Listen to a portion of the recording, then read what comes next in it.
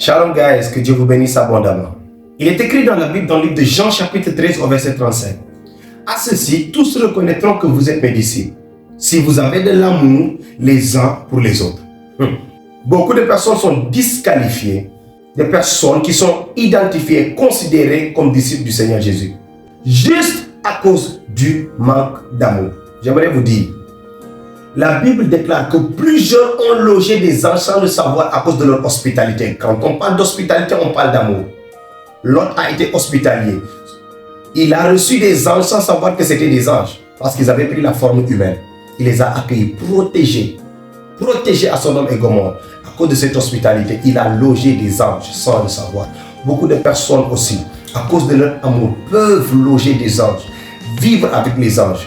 Dieu peut envoyer des anges à son service, le protéger, le garder, servir le Seigneur auprès de lui, le servir, l'accompagner dans son ministère, dans son travail avec Dieu. Paul disait, si vous avez tous les dons, la prophétie, la puissance, et que vous n'avez pas de l'amour, vous n'êtes rien.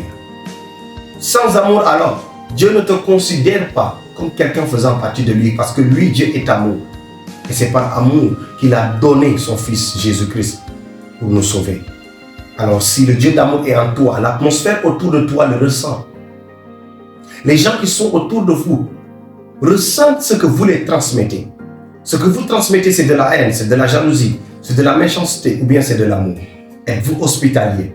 Est-ce que les gens autour de vous peuvent ressentir cet amour? Ils peuvent voir Dieu au travers de votre amour, de votre hospitalité. Vous transmettez une atmosphère, une énergie autour de vous. Il y a beaucoup qui transmettent une énergie négative et qui font que les gens ne les considèrent pas comme des serviteurs de Dieu. Ne ressentent pas ce Dieu que tu prêches, ce Dieu en qui tu crois, ce Jésus-Christ-là, qui est mort pour l'humanité, qui a donné la chance même à ceux dont l'évangile n'était pas destiné. Oh, quel amour! Alors si vous avez de l'amour, les gens autour de vous ressentiront cet amour. Peu importe ce que vous avez en vous, si c'est de l'amour, de la jalousie, de la haine, c'est de bonnes choses ou de mauvaises choses, sachez que vous transmettez ces choses-là autour de vous.